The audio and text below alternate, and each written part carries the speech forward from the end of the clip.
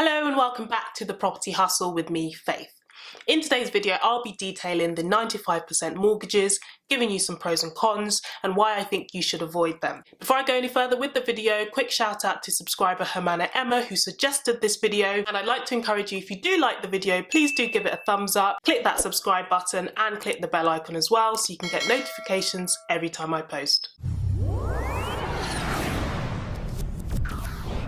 Firstly, for anyone that doesn't know, a mortgage is a loan that you take out from a bank or a lending institution to buy a property or land.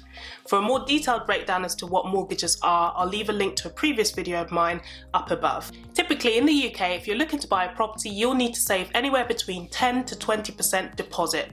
So in simple terms, if the property you're buying is worth £100,000, you would need to save at least £10,000 as deposit for that property. The bank or the lender will then give you the remaining £90,000. With a 95% mortgage, you would only require a 5% deposit. So if we take that same example of the £100,000 house, you would only need to save £5,000 deposit and the bank will lend you the remaining £95,000. Now, to be clear, 95% mortgages aren't a new thing. They've been around for a while. It's just that most lenders choose not to offer them as a product because they are slightly riskier.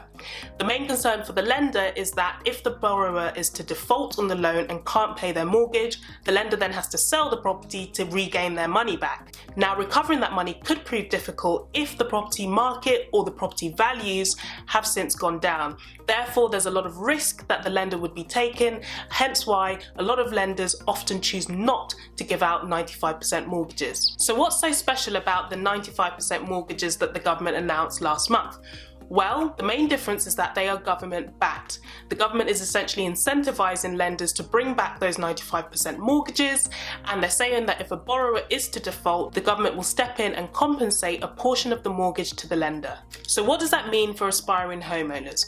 Well, the pro is that you'll have access to a greater range of mortgage products with as little as 5% deposit.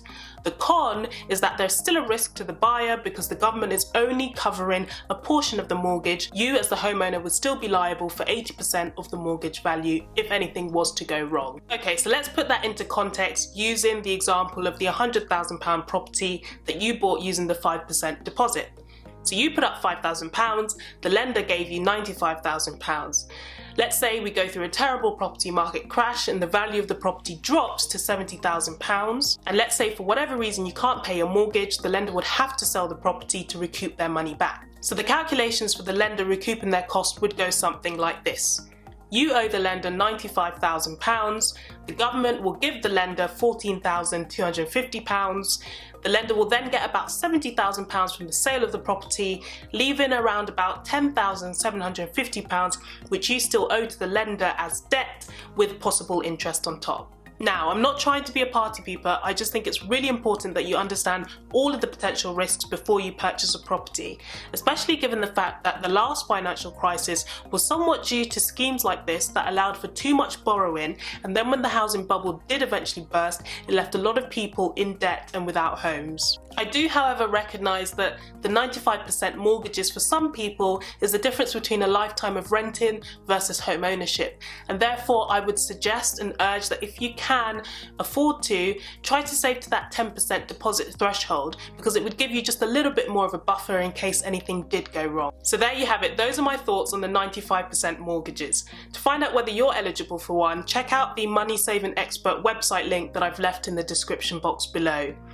I hope you found the video useful. If you did, give it a thumbs up, and if you have any further comments, questions or queries, pop them in the comments below and I'll be sure to respond. Unfortunately, that is it for this video. I hope you found it useful. If you did, give it a thumbs up and don't forget to subscribe for weekly content. Thank you so much for watching. See you next time. Bye!